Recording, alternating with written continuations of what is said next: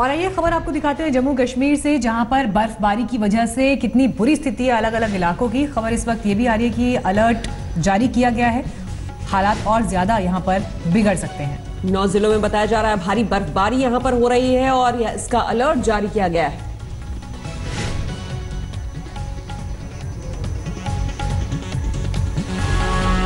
लेकिन दिल्ली से ये बड़ी खबर, और सवाल इसलिए इस खबर को लेकर कि क्या राजधानी दिल्ली का नाम सिर्फ दिल जो उसमें जुड़ा हुआ है, सवाल इस पर उठता है क्योंकि लोग मरते रहे, चीखते रहे, लेकिन दिल्ली के ही लोग रुके नहीं मदद के लिए। बीती रात आनंद विहार के पास 2 कारें टकराई और शोले भड़क उठे, 3 की गई जान, लेकिन लोगों के पास वीडियो बनाने का वक्त था। लोगों को बचाने की बिल्कुल चिंता नहीं थी। इस आग में 3 जिंदगियां खत्म हो गई। 2 गाड़ियां आपस में टकराई हैं और उनमें ब्लास्ट हो गया है। फोर्ड और वैगनआर लगी है। वैगनआर को पीछे से फोर्ड ने मारा है, बहुत जोर से टक्कर मारी है। 2 कारों की टक्कर में 3 लोग जिंदा जल गए। हादसा दिल्ली के आनंद विहार फ्लाईओवर के पास हुआ। सीधी भिड़ंत के बाद दोनों कार में बैठे लोग गंभीर रूप से घायल हो गए। चोट इतनी गहरी थी कि कार से खुद बाहर नहीं निकल सके। जब तक मदद मिली तब तक बुरी तरह झुलस गए।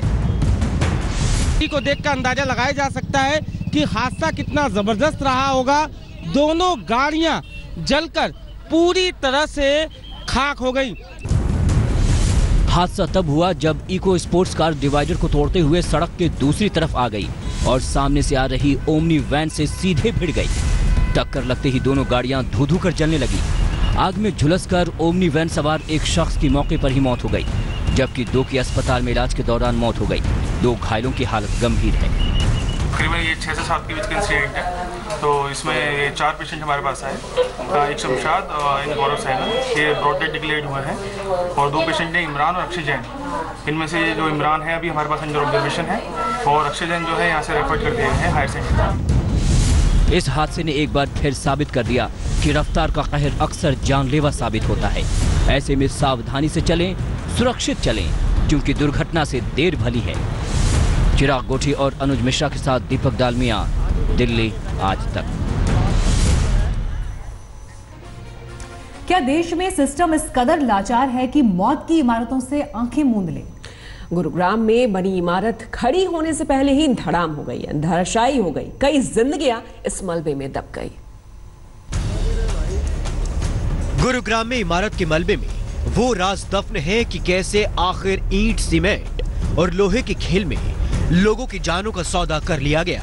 ये इमारत अभी बन ही रही थी कि बीती रात ढह गई और कम से कम 8 लोग टनों मलबे के नीचे दब गए। इमारत की हालत देख लग रहा है कि किस कदर बिल्डर से लेकर प्रशासन तक ने हालात से आंखें बंद कर रखी थी। इस वक्त हम गुरुग्राम में मौजूद हैं। आप ये देखिए, यही बिल्डिंग थी जो भर-भरा कर गिर गई। इसमें 5 बजे के आसपास एक कॉल मिली प्रशासन को, जिसमें बिल्डिंग जो है वो गिरी है और 8 से 10 लोग इसमें फंसे हो सकते हैं, ऐसा प्रशासन का कहना है। आप देखिए, एनडीआरएफ की टीम मौके पर है, पुलिस मौके पर है। गैस कटर की मदद से जो है वो काटा जा रहा है। इसके अलावा सरियों को काटा जा रहा है। जेसीबी मशीन जो है मलबा हटा रही है।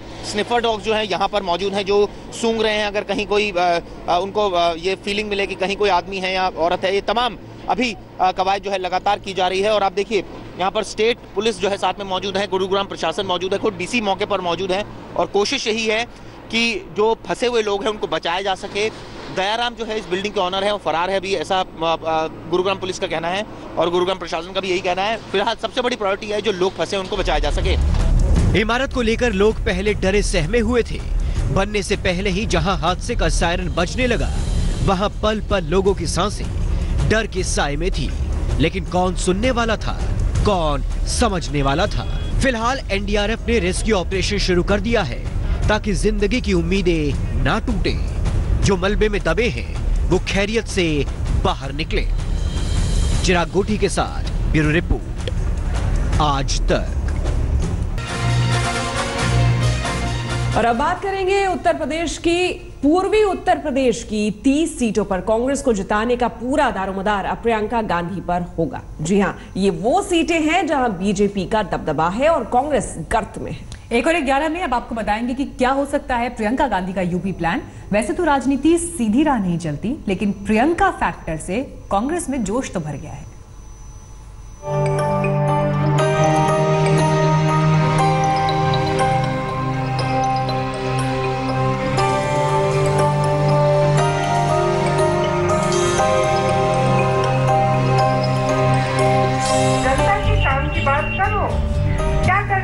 जनता की बहुत केपेबल कर्मठ है कि वो मेरे साथ अब काम करे। तो मुझे पर्सनल भी बहुत खुशी हो रही है। तो नाना करते प्रियंका गांधी ने राजनीति की राह पकड़ ली है।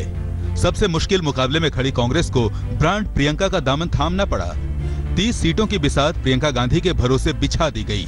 लेकिन सवाल है कि कामयाबी कैसे हाथ आएगी? क्या होगा प्रियंका का यूपी प्लान? प्रियंका का प्लान नंबर 1, युवाओं को कांग्रेस से जोड़ने की कोशिश होगी। प्रियंका का प्लान नंबर 2, इंदिरा राजीव की शहादत की याद दिलाई जाएगी। प्रियंका का प्लान नंबर 3, परिवार पर बीजेपी के हमले का प्रियंका जवाब देंगी। प्रियंका का प्लान नंबर 4, इंदिरा की उत्तराधिकारी साबित करने की कोशिश होगी। प्रियंका का प्लान नंबर 5, सवर्णों के परंपरागत वोट बैंक पर कांग्रेस की नजर होगी। प्रियंका का प्लान नंबर 6, भाषणों से माहौल बनाने का प्रयास होगा। प्रियंका का प्लान नंबर 7, प्रियंका की साफ सुथरी इमेज को भुनाने की कोशिश होगी। प्रियंका का प्लान नंबर 8, प्रदर्शन अच्छा रहा तो प्रियंका यूपी में मजबूती से जुटेंगी।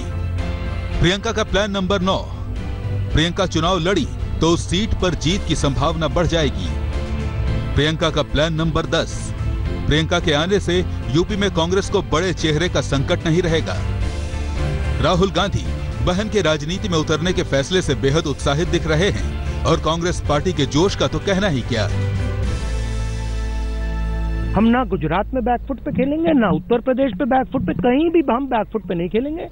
और हम राजनीति जनता के लिए करते हैं, विकास के लिए करते हैं, और जहां भी हमें अपॉर्चुनिटी मिलेगी हम फ्रंट फुट पे खेलेंगे। लेकिन ये सब आसान भी नहीं होगा।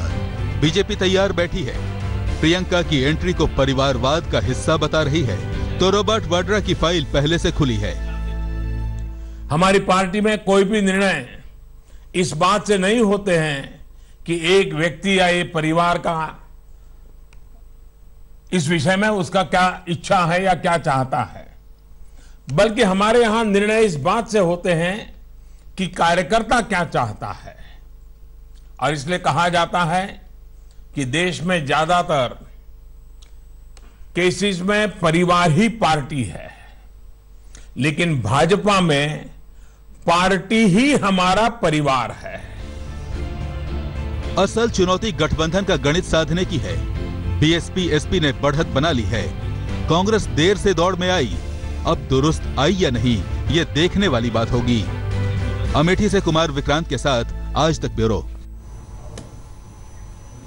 प्रियंका गांधी के राजनीति में आने का असर कांग्रेस पार्टी पर साफ साफ दिख रहा है। हम आपको लखनऊ से एक रिपोर्ट दिखाते हैं जिससे आप जान पाएंगे प्रियंका फैक्टर के बाद कांग्रेस में किस किस्म की हलचल है।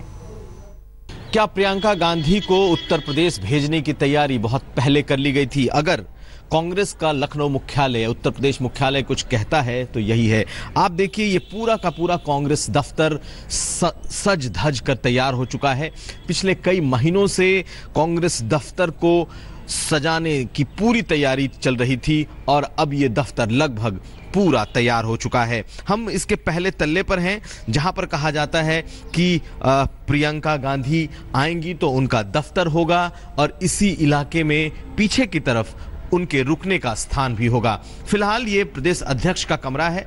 एक वक्त था जब पूरी कांग्रेस पार्टी का ये बड़ा सा दफ्तर बिल्कुल बेहाल रहता था, लेकिन ये दफ्तर पूरी तरीके से सजा समा कर तैयार कर दिया गया। हम आपको दिखा सकते हैं एक अलग सी सीढ़ी है जो कि पहले इंदिरा गांधी और जवाहरलाल नेहरू तक इस्तेमाल करते थे, उसे इस बार खोला गया है और उसे भी बनाया जा रहा है, सजाया संवारा जा रहा है। तो ये वो इलाका है जहां से कहा जाता है कि प्रियंका गांधी जब अपना कार्यभार संभालेंगी तो ये रास्ता खास उनके लिए होगा जो सीधे बाहर से उनके चैम्बर में आएगा। और ये एक दफ्तर है जिसका इस्तेमाल जो कांग्रेसी है वो बता रहे हैं कि इसका इस्तेमाल प्रियंका गांधी करेंगी।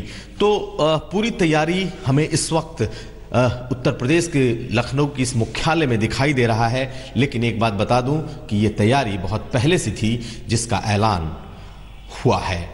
संजय सिंह के साथ कुमार अभिषेक, लखनऊ आज तक।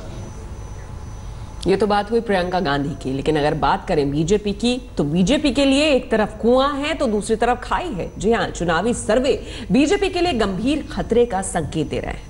हमारे सर्वे के मुताबिक अगर बीएसपी एसपी गठबंधन में कांग्रेस भी शामिल हो गई तो बीजेपी का सुपड़ा साफ होना तय है। बीजेपी 5 सीटों तक यहां सिमट सकती है। आपको बता दें कि यह सर्वे उन दिनों का है जब प्रियंका की राजनीति में आने की सुगबुगाहट तक नहीं थी।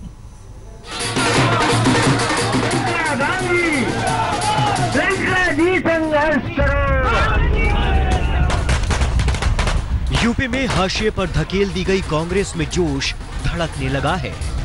प्रियंका के राजनीति में आने की खबर मिलते ही कांग्रेसियों की उम्मीदों का घड़ा लबालब भर गया।